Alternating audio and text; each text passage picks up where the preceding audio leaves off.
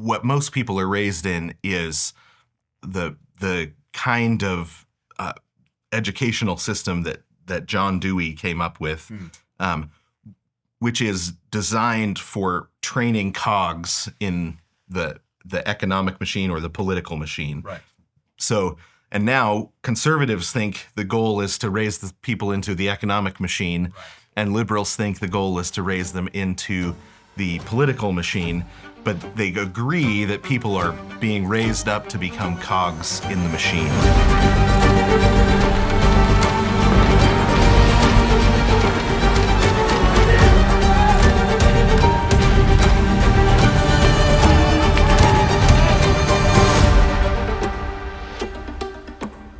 Jason, thank you for joining me on A Flames and Crowns today. I've been looking forward to this one for a long time. I kind of want to bring all my favorite friends who cause trouble on this battleship with me. So thank you for It's all coming an to cause trouble with me. accident. It's all by accident. All the trouble that I've ever It's not like we caused. try this at all, you know? It's true though. I mean, you're a nice guy. You consider people's feelings for the most part, you know? Do my best. Solid. Jason, just as a way to get this kicked off, tell us a little bit about yourself. I can give you my own sort of ring announcement if you so wish. You know, Jason Farley, heavyweight champion of the world. Dodgeball champion. of the Dodgeball world. champion. That's what it is. That's what it is. Yeah, Jason Farley. I have done a lot of different things, from pastoring to comedy writing to working in classical Christian education to screenwriting and teaching, and just sort of bounced around and done whatever was necessary at the moment. Yeah, that's awesome. Yeah, and I mean, I think that's a very humble introduction because I think the quality of what you do is incredible. I think the Lord has given you rich insights, and I'm hoping to mine some of that today. One interesting thing about you is you did live in Moscow. I did. Yep. And actually, you now live in Moscow. I mean, from the time that when this is going to air, you're going to be in Moscow. Yeah, so that's an actual thing. We're in the process of moving here. Yeah. Right. And you have one daughter who went to NSA, if I'm correct. Right. Okay. Yeah. At that time, why NSA? Was that something that was on your mind? Is that where you wanted her to go? What was your thinking behind that? So as my daughter was looking around at schools, there was a short list of schools where she thought her faith would benefit, if she went and got an education there. And as she visited schools, sitting in on classes and things, she sat in on Jason Greaser's class and walked out and said, "I'm going here." Right. And just the connection with the quality of professor, with the love of the love of literature and poetry, just in the context of my faith is going to grow here. That's what sold her, was the professors. As having those professors as professors was what sold her. Good. Did she enjoy her time here? She did. Yeah. Yeah. Good. That's excellent. So if you had to explain to someone who's never heard of the concept of Christian liberal arts before, what's your elevator pitch to them? Like, what is this stuff? Like, that sounds like a complicated word. Are we talking liberal? Like, are we supposed to be liberals as Christian? What's going on here? Yeah. The liberal arts are, when we think of education, we don't make the same sorts of divisions that they did in the past. So in the Middle Ages, when you talked about education, you would break down knowledge and understanding into the sciences and the arts. Right. And the liberal arts were the ways of thinking that gave your mind the freedom to navigate the world God made. And so it's different ways of thinking, or different avenues or modes of thinking, that make it possible for you to be difficult to manipulate, to have the freedom to live in the world, and the freedom to think from multiple perspectives, so that you could make wise decisions and get hold of the world and transform it the way God wants us to. Amazing. What does that look like in practice? Like, as you start to develop a pedagogy, what does that look like specifically? Yeah. So if you think of, you've got the 7 liberal arts, which are language arts and mathematical arts is probably the best way to think about it. So with something like geometry, you are learning to think about space and the way space works, the way space is measurable, manipulable, all of those sorts of things. So when you study geometry, you're exercising your imagination to be able to think not just in images, but to think in images that you can manipulate within your imagination, but also think in 2 dimensions, think in 3 dimensions, think beyond that. So when you get to something like, when you're talking about, like, let's say, Kuyperian political philosophy, and you start talking about spheres of authority, spheres of the different spheres of life. A sphere is a 3-dimensional object, right? And so by being able to think in 3 dimensions, you can think about authority, not just in flat planes in terms of power, but you can think in terms of overlapping jurisdictions. So the spheres of authority that Kuyper talks about, they exist like nesting dolls, right? You've got 3-dimensional spheres nesting inside one of another, and that's the way God has designed authority. So by studying geometry and exercising your imagination in the realm of geometry, learning to think 3-dimensionally, it gives your imagination the metaphorical space that's been exercised in that metaphorical space to be able to think through the way God designed authority, right? So you have the freedom. So a lot of times when you talk about spheres of authority, Kuyperian spheres of authority, people actually think about circles, overlapping circles. But it's not circles, right? But because spheres. We haven't studied geometry, we haven't exercised our imaginations to think in 3 dimensions, we actually are misunderstanding what previous generations learned about the way God set up the authorities in the world. So when I think of myself as an individual, what jurisdictions do I exist in? To be able to think in terms of nesting solids is what Plato calls them, or to think in terms of nesting spheres, you can think about reality the way God actually designed it. There are multiple jurisdictions that I exist in, and they're overlapping, and you don't have they aren't in competition with one another because they are intended to nest together. So that's the liberal arts is about exercising the ability to think in all of the different arts of thinking and then pull them together into an integrated whole. That's incredible. So whenever I talk to you, Farley, like cosmology always comes up. And that's literally what you've just described now. But before we get into the weeds of just even what cosmology is, let's contrast that with what is common today in the way people think and the way people are educated. How do you contrast someone who has been enculturated in the Christian liberal arts, and whatever secularized education is prevalent today? Yeah. So if we're just talking about, let's say, jurisdictions and authority, when you don't have what most people are raised in is the kind of educational system that John Dewey came up with, which is designed for training cogs in the economic machine or the political machine. Right. So, and now conservatives think the goal is to raise the people into the economic machine, and liberals think the goal is to raise them into the political machine. But they agree that people are being raised up to become cogs in the machine.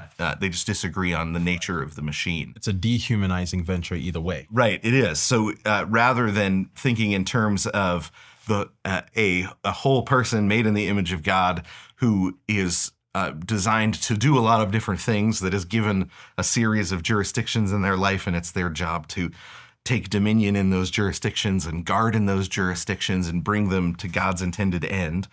They think in terms of how do they fit into the how do they fit into the collective, right? So, and that way of thinking it's fundamentally about power, right? The collective is about power, and you disagree. The left and the right disagree on what the source of the power is, but they don't disagree generally on the nature of the world. That this world is a power game that we're all playing in, and that's a lot of that comes down to a lack of imagination. You know, when you read broadly about politics throughout history, you see that this left-right dichotomy. You've got this large span of political options that you have in the scriptures. You have God setting up His people in a series of different political structures.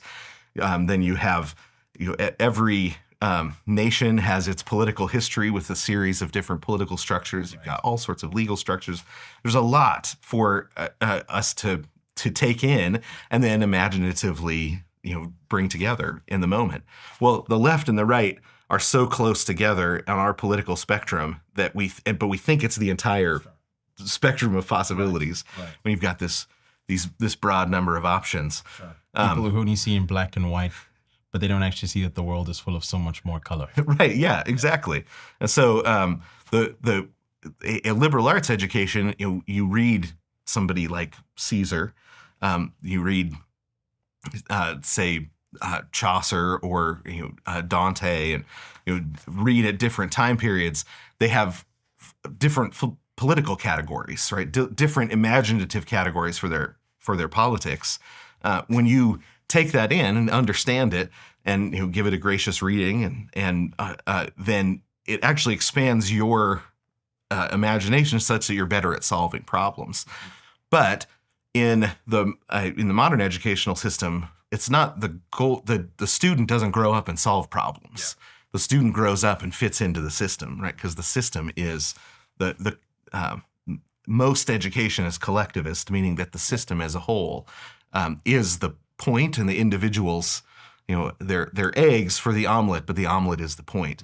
In a traditional Christian understanding of the human race, made in the image of a triune God, there's not competition between the corporate and the individual. Right? The corporate and the individual are.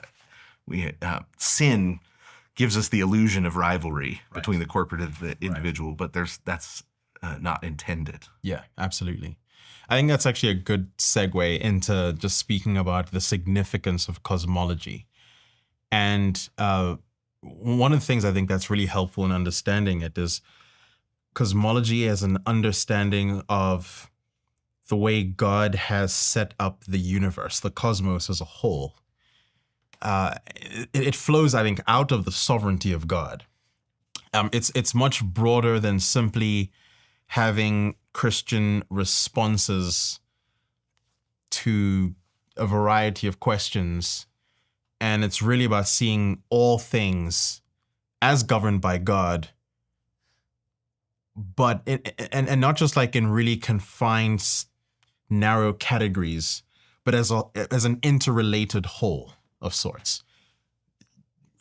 How far off am I as I'm trying to describe? Yeah, no, that's.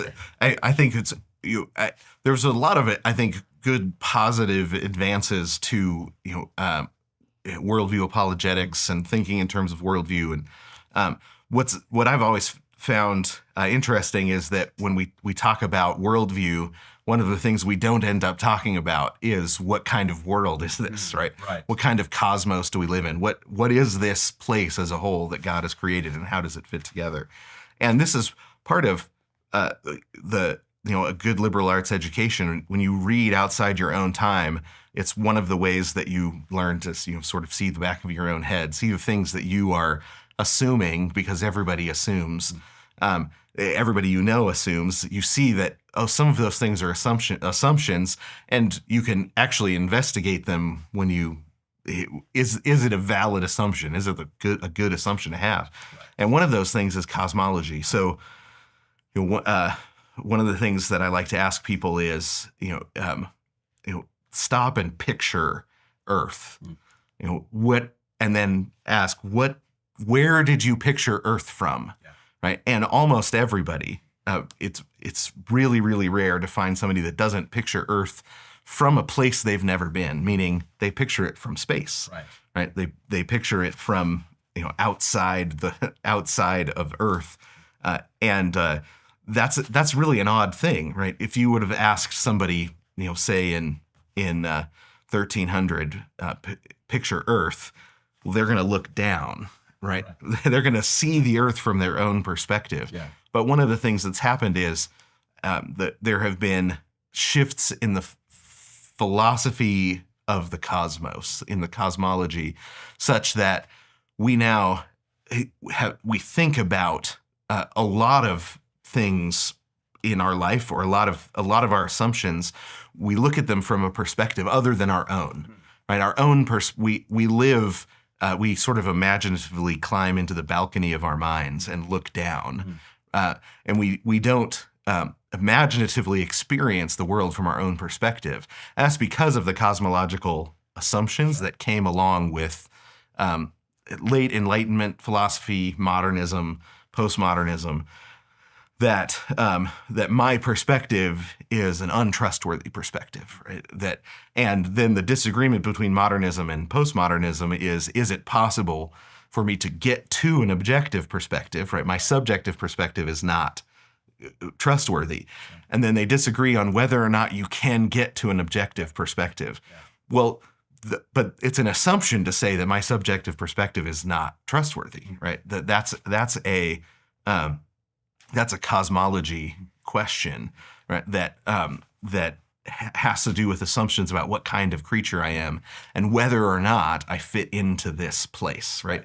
Is this a place that I actually fit into? Is this a place that created me, right? In evolutionary philosophy tells us you fit into this place because it created you, but you fit into it as a rival. Right. There's not a solid place for you, but you were created by it, so you fit here. But you fit into it as a rival amongst rivals. Yeah. Well, all of those are assumptions that most of us, myself included, we just have. Yeah. We were raised in it. It's the water we swim in, but the scriptures present a cosmology in which God created exactly the kind of place that is. That is for creatures like you and me to be able to flourish in. But that's the kind of place we live in. It's the perfect place for creatures like us to flourish in. And then it's filled with all sorts of living creatures that also are the kind of creatures that can flourish in this sort of place. So in our sin causes us to live against nature, but because nature's on our side, when we become rivals with nature, when we become rivals with God, we end up rivals with nature as well, right? But it's intended to be on my side. That's a great we thesis set ourselves and pitch off. for why climate alarmism is completely false. Right? Yeah. Seriously. Yeah, it is. I mean, Yeah. climate alarmism is an example of an understanding that this place is the kind of place that's trying to kill you. Exactly. Right? It's out to get you. Right. And that is that fundamental assumption was there before Darwin came along, right? Darwin, all he does is give a mechanism for how we exist in a place like this, but the cosmological changes had happened before that. You wouldn't have gotten Darwinism if you wouldn't have had the cosmological shifts that happened before that. Interesting. So I'm sure you've heard of the matrix of, the creation, fall, redemption, consummation. Some people use that to spell out the grand narrative. Some people use that to sort of flesh out worldview, Christian worldview as a whole. And recently I've been thinking about just how much people really tend to camp between fall and redemption, as if like that's the sum of all things. That's the sum of what's real in this world is fall and redemption. And I often like to now just emphasize, well, you don't understand fall without creation. You don't understand I think consummation without redemption. Like they're all connected. There's something big that's happening here. There's something so much bigger than fall and redemption. In fact, fall and redemption are not even the beginning of the story or the end of the story, right? Like there's something we were created for, created to, and there's something we've been redeemed to as well. How does if at all, does this way of thinking, creation, fall, redemption, consummation, fit into a cosmological vision of the world? Or is there more we need to be thinking about to really understand it correctly? Yeah. I mean, there's a lot of ways you can think about it because, if you think about it in dramatic terms, we're in, the third act or fourth act, depending on if we're in a 4 or 5 act structure. We're somewhere in the middle of the story, Sure. but we know that there's a final act coming, and we can look back and we can see what that final act is going to be, because a good writer puts all the seeds of Act 5 in Act 1, and when you look at it that way, it makes sense that we're headed towards a garden city.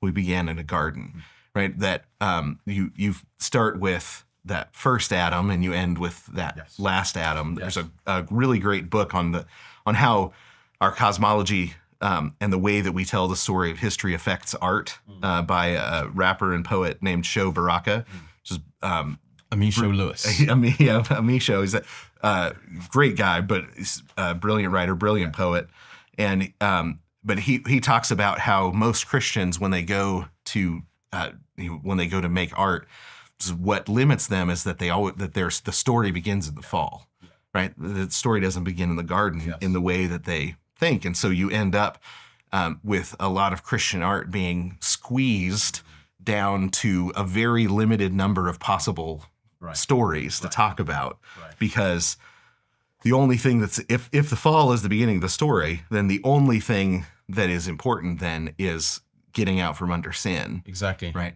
But then here's the interesting thing is that people say, well, evangelism is the most important thing. That's what we need to be focused on. And you think like, well, yes, you're right. But the problem is you truncate your idea of what evangelism is, or even what the gospel is. Why is this good news? Right? Why is this the great evangelion? Why? And that's because there's so much more that's happening here. What Christ is reconciling as a whole is so much bigger than just turning people's hearts away from sin. He does that for a reason, and he's doing something so much bigger than that in real time, Yeah, I think we get focused in on what we're saved from, Yeah. and forget what we're saved to. Yeah, so we don't have that vision for why it is that God's restoring us, right? So it'd be like Adam, he's given the charge to garden the world, and then he falls from that. He falls from that position, and if the story comes along and he's just saved from his guilt, but he's not saved back to the garden, or back to gardening, back to the original mission, then really you don't have a very good story, right? Exactly. It's not good news. Yeah, it's not good news, because it's the kind of the "I'll Fly Away," Yeah. which is a great song, Sure. but Very it's not, escapist. it's escapist, yeah. Yeah. And we need escape, but it's sort of a escape to a life of always on the run. Yeah. Right? You're not escaping back into life again. You got out of prison, but now you spend the rest of your life on the run. From the gardening that we're called to do. So because we were dislodged from our original mission. But if we don't get back to that original mission and complete the project, well, then the devil actually wins in the long run, right? In the story. But because we know that the fifth act is, behold, I make all things new. The fifth act is the resurrection at the end of time, the return of Christ, the resurrection, and then living into the completion of Adam's original mission above and beyond. We know that's the direction it's going. Well, by faith, if you know that and we're living in the third act, we live towards that. And in that way, we bring that fifth act into the present. And we get to live out of that resurrection Exactly. now, right? And that's what justification is. At the end of time, you're going to be declared right. So by faith, you can begin you can trust that you are right with God now, even though the great white throne hasn't happened yet, right? The declaration, the final declaration of our being right with God hasn't happened yet. But the resurrection, which is the sign of that being right with God, snuck into history in the middle, at the turning of the second and third act, Sounds like cosmology is post-mill, Well, mine is. As it ought to be. Yeah, that's awesome. One of the things you keep bringing up here is this word rivalry. And I don't think that's a careless word you're using. It's a very intentional word. In one sense, it presupposes that we're at enmity with things. But also, I think in the grand scheme of things, in our understanding of cosmology, in our understanding of what Christ is doing in this world, you kind of see this contrast between him being the Prince of Peace, the reconciler, and the world and its intent on always provoking tension and rivalry. How do we think about these things? Why do you keep using that word? Yeah, the things that enter into the world when sin enters into the world are fear, guilt, shame, and rivalry, right? And the cross is the solution to all of those things, right? So our fear, our guilt, our shame, our rivalry are all swallowed by Christ or worn by Christ as he dies, and then all of those things are then buried in the ground, and he's raised, leaving those things underground. And then the church, as his body, is continuing to go through the world and solving those problems, right, as it goes. Right. Well, in the modern world, people don't feel the guilt and shame like we once did, right? Guilt it's an objective legal category, but it's also something that we can be convicted. Right. We can be convicted internally that there is a legitimate external conviction, right? It's all legal language when we talk about, that was very convicting. Right. That is the internal feeling of recognition that there's an external guilt problem, right? There's a real guilt problem. But guilt is a lot less common. I mean, objective guilt is common still, but the feeling of guilt is a lot less common. Shame is a little bit more common. But Christ died bearing our shame, or he died naked wearing our shame and nailed our shame to the cross, buried it in the tomb. Fear is a little bit more common, right? People live their lives with a lot of just general feelings of terror. But rivalry is something that everybody recognizes in every direction right now. And a lot of the feeling of rivalry is anxiety, right? And we live in a world filled with anxiety.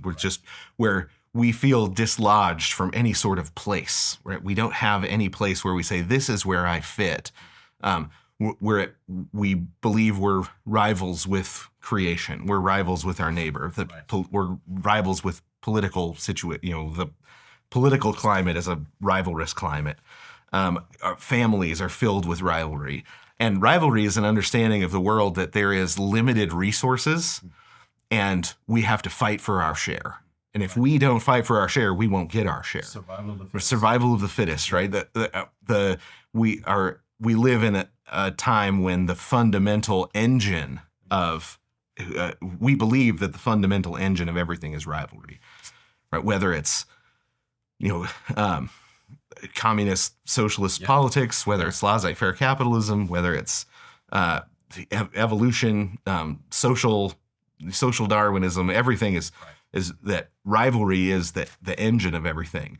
Well, but when Christ comes, he's what he tells us is that the opposite of rivalry is love. Right? Consider others as better than yourselves. Right. Can- Well, perfect love casts out fear. Perfect love casts out fear. Yeah. Greater love has no man than this, than one that lays down his life for his friends, right? So love is the solution to all of them. Right. And but the opposite of rivalry is love. And so when he comes and he says, love your enemies, that's something that as modern Christians, and I'm sure it's never been easy, but as modern Christians, we don't have an imaginative category for it because we've bought into this understanding that rivalry is an engine. Even if we would say, well, no, it's not the most fundamental engine. Right. But when we talk about virtues, most of the time we talk in the negative, right? We don't think of love as the fundamental engine of reality, right? But we live in a world that is created by the overflowing loving generosity of God, right? This whole place is made of love, right? Why did God create any of us or create any of this, right? He created out of the overflowing generous love that has existed for all eternity between the Father, Son, and the Holy Spirit, right? So why did God create the world? Well, because he loved his son. He wanted to glorify him. Why was Jesus raised from the dead? Well, because the Holy Spirit was poured out, and the power of the Holy Spirit, which is love, raised Jesus from the dead. Right. So all of everything from top to bottom is love. Rivalry is the opposite of that. So the modern understanding of the kind of place we live in is literally at direct odds with reality. Yeah. Wow. Yeah, I think that's actually mind-blowing. And I think there's actually something to that as well, is just the potency of love. Because I think love in many quarters can seem soft. It can seem like it's appeasing, like that's all it is. Just let people do what they want. It's all about tolerance. And that's how people have sought to redefine love. In fact, it's kind of, I hope I don't go down another rabbit trail here. The rabbit trail is the point. I learned that from George Grant. Exactly. There's a sense in which the world is trying to set its own cosmology. Yeah. Right. And I think part of that is the redefinition of words. It's words in a sense that give rise to the cosmos. God speaks and cosmos comes into existence. And there's a sense in which we get to be partakers of that when God gives Adam the mandate to essentially name the world. He's doing something of cosmological significance in that moment. And I think the serpent knew that, which is why he was trying to redefine words, trying to redefine what God really said. And you see that continuing over time. And I think one of the ways that you see this in modern times especially is the redefinition of what love is.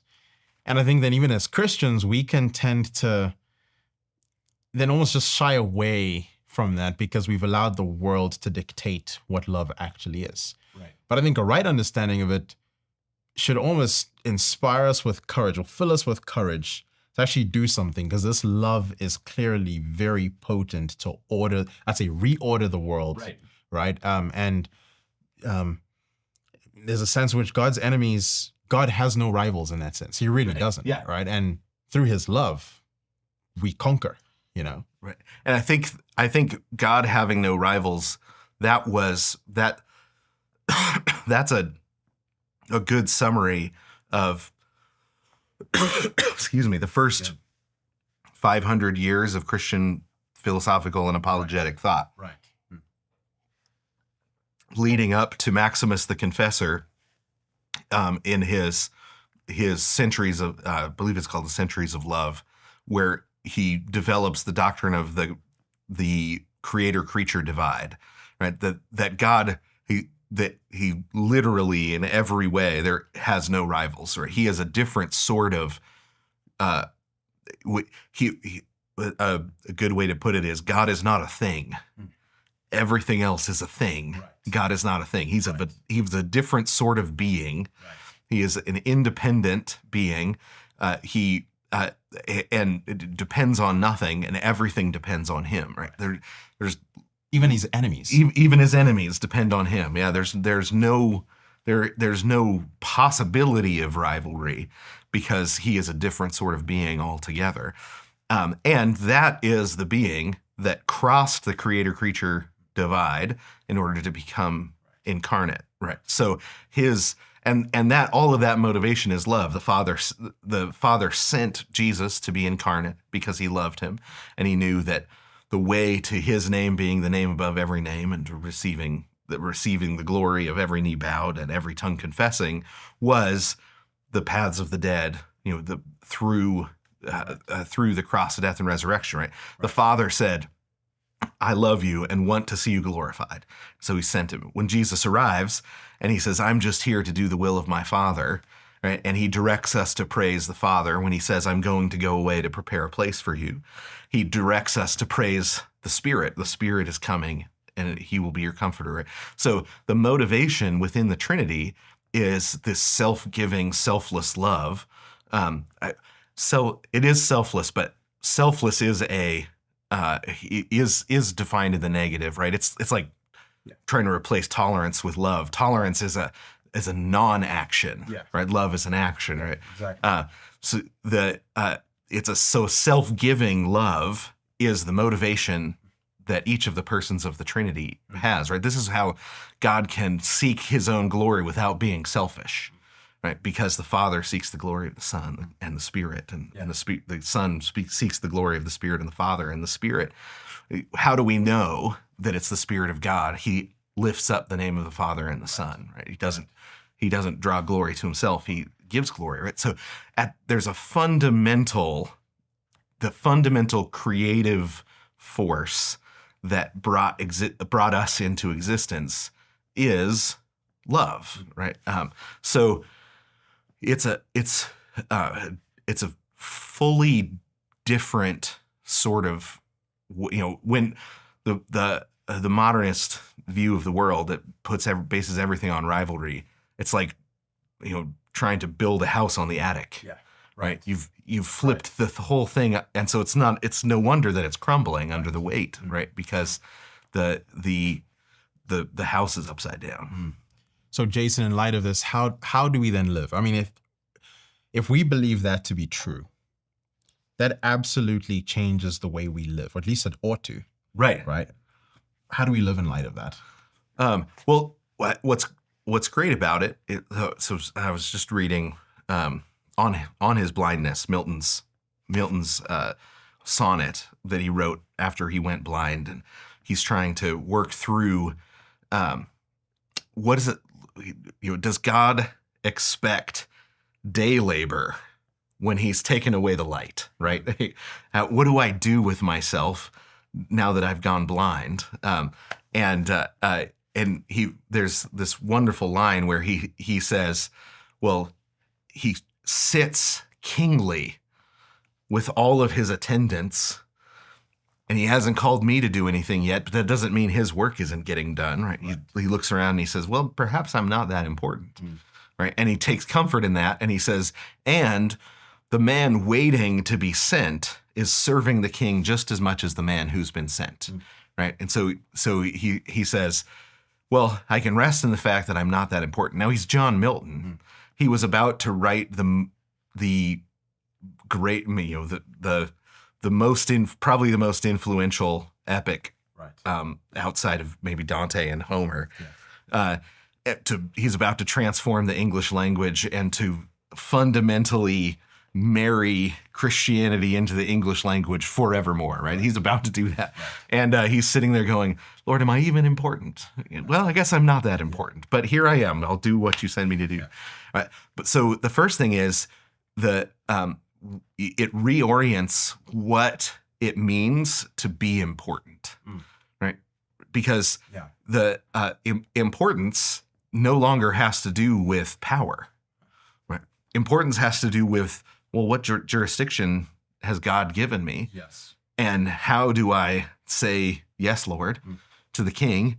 And then we have our marching orders. We're sons of Adam, daughters of Eve. We are we are of the priestly race, right? That God established in the garden. That says, and what do we do? We garden it, right? So what's the jurisdiction God has given me, and how do I garden it, right? And sometimes that's a physical space.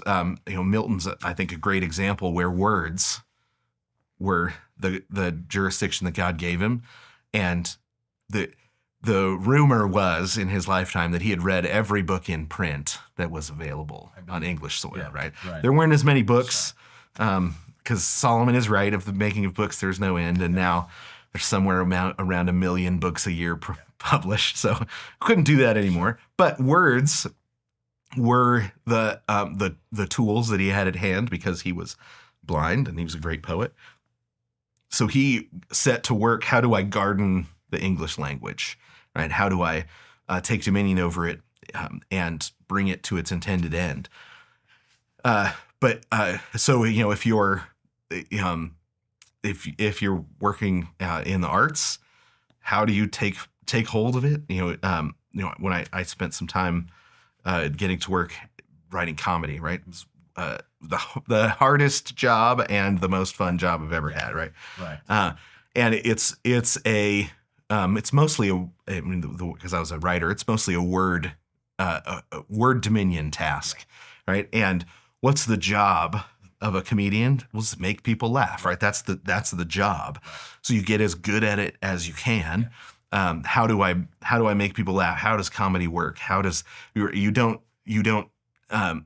take hold of it like Adam taking hold of the garden and saying, that's my job to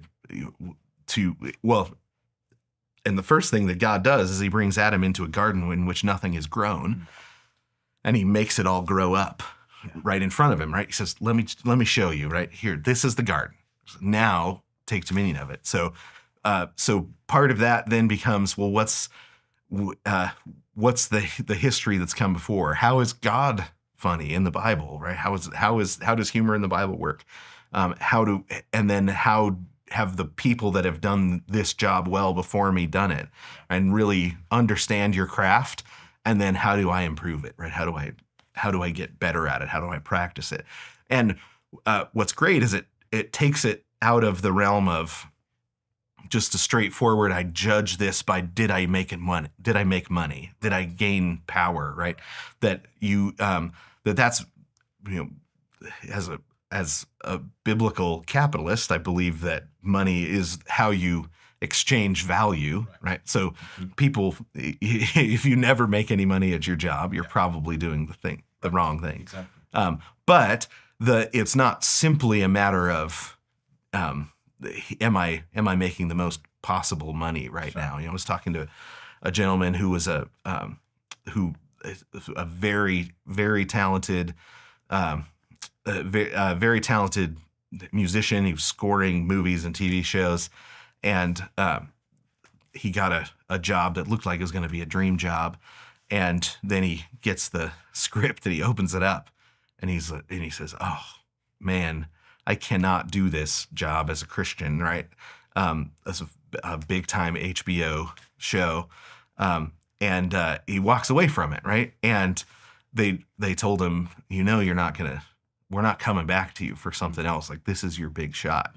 And he says, this is, it's not HBO, it's porn. Or no, wait, it's the other way around. It's not porn, it's HBO. Right? He says, I can't do this. Yeah. He walks away and walks away knowing the Lord is pleased with me, and the value of the pleasure of the Lord is a lot more than money, right? So you've got to navigate all of those things, especially in the arts.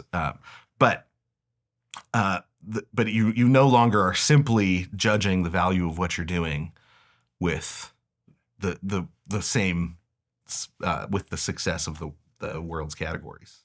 It sounds to me like what you're actually painting is a picture of humility and ambition, or humility and glory. Humility, where you kind of, you know who you are, you know your place in the world, right? That's kind of what the cosmology gives you.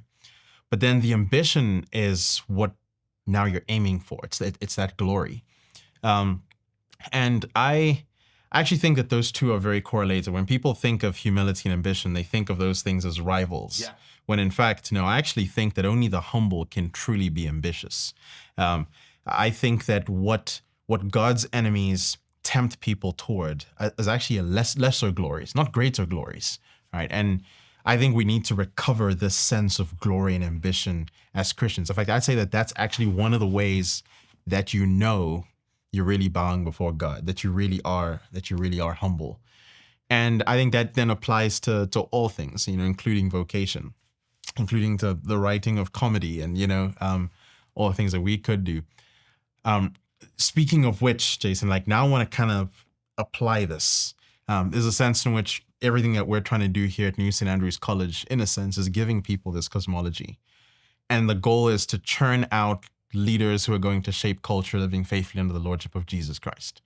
But what does that look like, especially in 2025, in 2026, 2027, as in this present moment that God has given us to shape and mold? What does it look like to apply that cosmology? What areas do you think we need to be focusing on building? Yeah. There's a lot of them, and there's different. One of the things that, just as I've gotten older, I could say that now because I've got a little bit of gray in my beard. As you get a little bit older, you realize You're a grandfather. I am. I'm a grandfather now. It's incredible. Yeah. That my wife has been telling our kids since they were really little. So we had you so that you'd give us grandchildren. There you go. Right? Yeah. I've already been giving my kids Right. that speech, So got our first grandchild, and it's amazing to watch your kids grow up. But one of the I think the central errors that a lot of especially young Christian men in particular make is they think that that ambition that ambition involves getting to tell people what to do. Yeah. Right. Rather than understanding that if you garden your plot well, if you grow the best grapefruit, people will come and say, "How did you do that?" Right. We think we start looking around at everybody else and saying, I could fix you if you just listen. I could fix you. You're doing it wrong. You're doing it wrong. And we get into a posture of criticism, and we grow in that posture of criticism rather than thinking in terms of what has the Lord given me? How can I improve as a craftsman in what God has given me? Understanding that the craftsman that does his job well will stand before kings, right? That's a good and right ambition to be and to advise kings, to be king. All of that is good and right, a good and right ambition.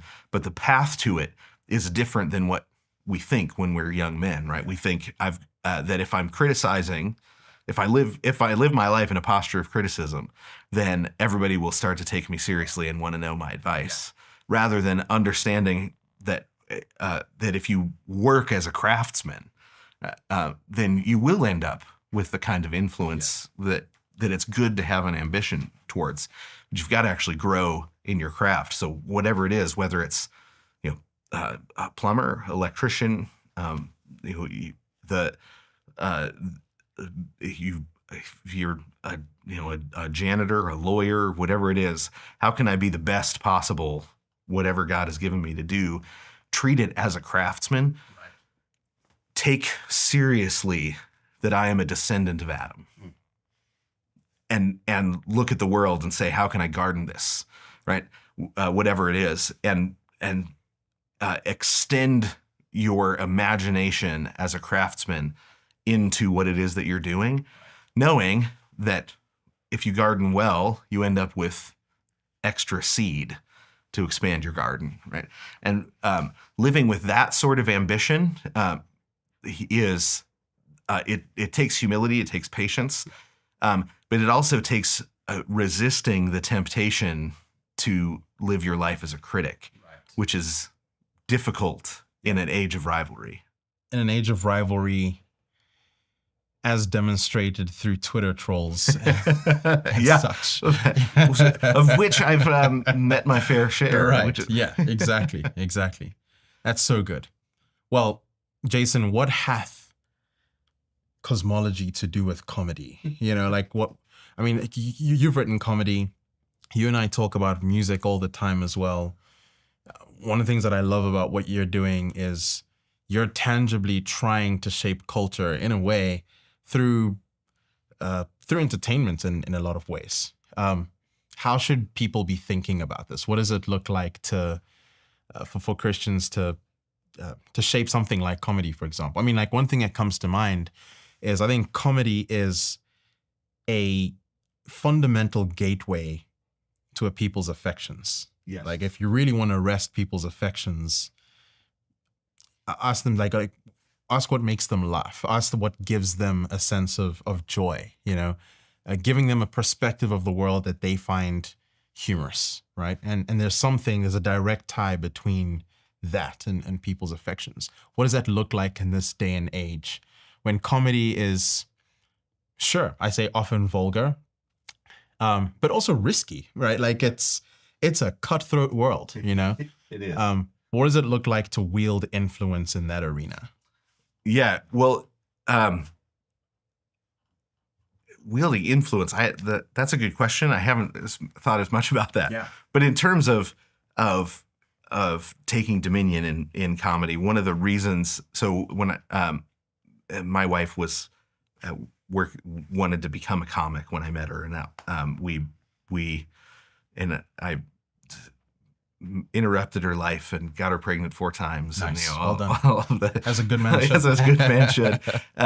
But she and I have continued to together work towards getting good at the craft of comedy throughout our lives. And one of the things that we learned is that our kids didn't, as you're raising kids, they don't grow up and then doubt things they laughed at and laughed about, right? Because laughter is not something you choose to do, right? Laughter is something that sort of happens to you, right? It just jumps out of you, because of that, there's some sort of direct connection to the heart with laughter. So we tried to develop a house and especially a dinner table that was full of laughter. Right? My wife takes comedy very seriously, and so she used to make our kids, if their joke didn't land, she would stop and say, "Well, let me tell you why this didn't work. We're going to try that again. Let's work on your timing." She'd say, "No child of mine is going to have bad comedic timing." But because by laughing and laughing together, you're training your kids, right?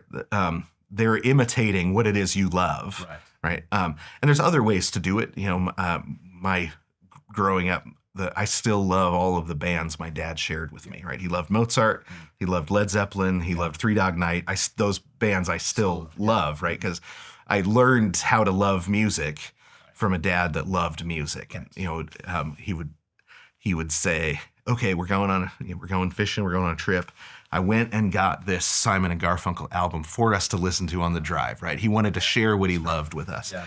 You take that with you forever, and often as parents, what we do is we end up reacting to our kids, worrying, living in fear, and we end up not sharing what we love. And sometimes it's because we're ashamed, right? We let shame get wrapped around the spokes so much because we haven't really brought our past life to Christ and trusted that His death on the cross really did bury our shame, and so we don't have to live in shame.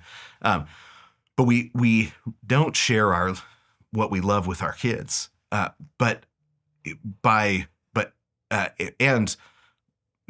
Laughter is a risk. Comedy is a risk. It involves a lot of risk. This is why stand-up comedy produces some of the great writers, is because you've got an immediate feedback loop about, is this working? Do I need to change it? Do I need, so the way that I've approached comedy writing is by really trying to dig in, understand how it works, and then when I'm working on something, to just consistently take the risk of putting it out there, right? When I'm working on a new joke or a new bit, my wife does the same thing. I can tell when she's got a bit she's working on because I hear her tell the same thing to different groups of people. And she, when you're working on it, to take the risk of trying it out, right? So when I'm working on a comedy screenplay, at first it used to bug my wife some. She'd be like, "Oh, why do you do that?" I was like, "I got to find out if it works." And then she's like, "Oh, I get it." So she's like, "I know that if he's whatever screenplay he's working on, wherever we go, he's going to pitch it because he's practicing pitching it right now because he's working on it, right? So everybody is a part of my writer's room when I'm working on something. Right? But it's that commitment, and every craft takes this kind of commitment. Comedy takes the kind of commitment that you are willing to risk a joke not landing, right? You're willing to, or, I've got my friends that I send something to when I'm not sure if it's over the line yet or not, because they know that it's a craft error, not a sin, right? They're not going to come back and say, "Hey, that joke." I mean, it's possible to write a sinful joke. Right. The book of Leviticus tells us that you're not allowed to laugh at blind people tripping, right? There's, so God understands that there are limits to what you can't laugh at, or He's told us that. Right. But I've got friends that understand the craft of comedy that I can share a joke with, say, "Is this too far?" And they'll tell me, "Oh yeah, that was too far, and this is why," right? So I know to reel it back into when it's not too far, right? But learning to risk, take the risks that it takes to grow in your craft, and it's the same. It's the same if you're,